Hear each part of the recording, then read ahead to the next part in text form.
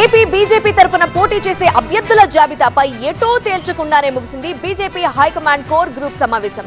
హస్తినలో నేడు మరోమారు సమావేశం జరగనుంది.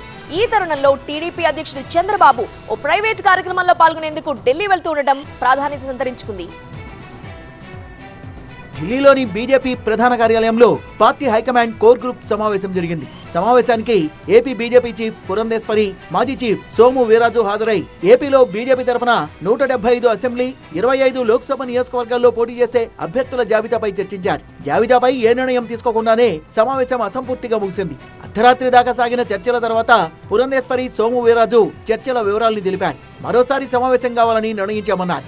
ఆంధ్రప్రదేశ్లో ఉన్న 25 పార్లమెంట్లు, అదేవిధంగా 175 అసెంబ్లీల యొక్క రాజకీయ స్థితిగతులపైన పూర్తి వివరాలు వారు సేకరించడం జరిగింది.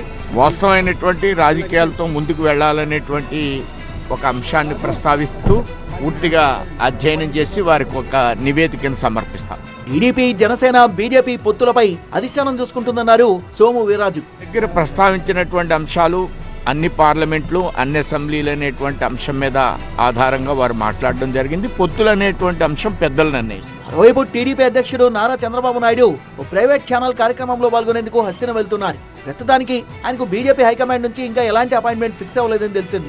ఆఖరు క్షణంలో బీజేపీ హైకమాండ్ నుంచి చంద్రబాబుకు పిలుపు రావచ్చని సమాచారం. చంద్రబాబుతో చర్చలు జరిగాక పొత్తులపై ఓ ప్రకటన వెలువడే అవకాశం ఉందని పార్టీ వర్గాల ద్వారా తెలిసింది. అదే సమయంలో అభ్యర్థుల జాబితాపైన ఓ స్పష్టత వచ్చే అవకాశం ఉంది.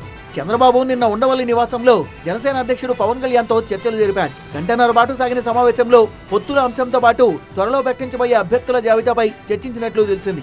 ఎన్నికలకు గడువు సమీపిస్తున్న తరుణంలో టీడీపీ, జనసేన, బీజేపీ పొత్తులతో పాటు అభ్యర్థుల జాబితాపై కూడా నేడు స్పష్టమైన ప్రకటన వెలువడొచ్చని సమాచారం.